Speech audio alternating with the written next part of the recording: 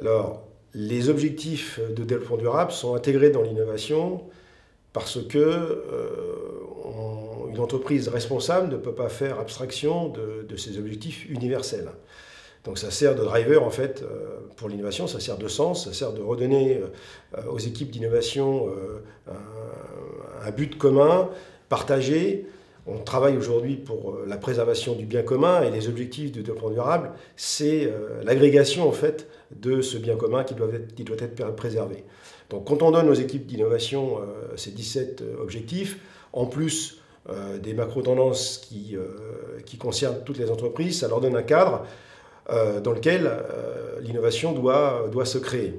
Et aujourd'hui, les collaborateurs sont très preneurs de cette approche, car l'innovation technocentrée, l'innovation désincarnée, l'innovation qui n'aurait comme simple objectif une approche produit d'innovation gadget, ça ne correspond plus aujourd'hui à ce que souhaitent les parties prenantes des entreprises et nos collaborateurs. Les ODD remettent de l'humain, remettent des clauses environnementales, remettent la biodiversité au centre de la stratégie d'innovation. C'est bien plus motivant et ça permet surtout de faire émerger des innovations qui sont réellement utiles à la fois à nos clients mais aussi à la société civile.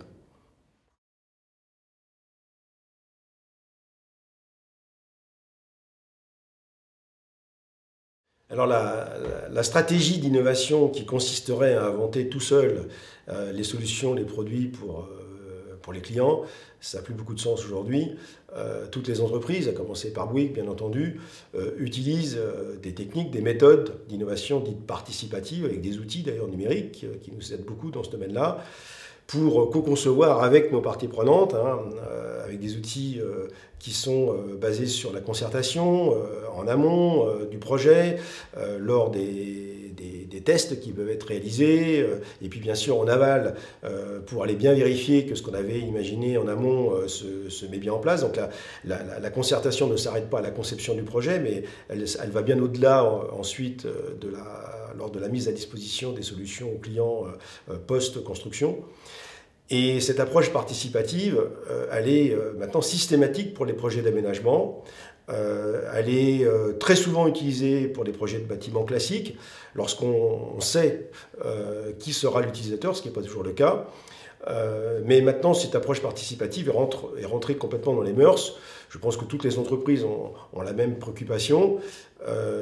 Ça rajoute un petit peu de temps, c'est vrai, dans la conception des projets, car cette concertation nécessite du temps, requiert des méthodes, mais c'est la meilleure façon pour éviter de ne pas se tromper, ou pas trop se tromper en tout cas, et d'avoir l'approbation en fait, des parties prenantes sur le projet qui va se réaliser.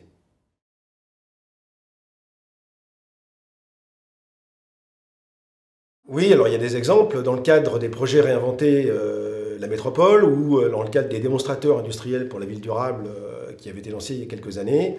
Des clusters de partenaires avaient été chez Bouygues donc réalisés pour travailler avec eux sur la façon dont on pouvait, par rapport à un foncier qui avait été mis à disposition, pouvait l'aménager avec les meilleures chances d'utilisation et d'inclusion, d'utilisation par l'ensemble des parties prenantes, faire en sorte de tenir compte de la vie de ceux qui allaient habiter dans le quartier.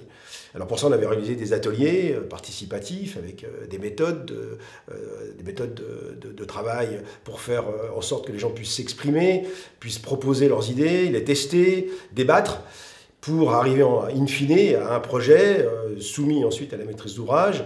Et c'est vrai que quand on va devant la maîtrise d'ouvrage avec un projet qui a été réalisé en concertation avec les futurs habitants ou les riverains de ce type de quartier, ça donne beaucoup de crédibilité en fait à la proposition et ça facilite la prise de décision par le client.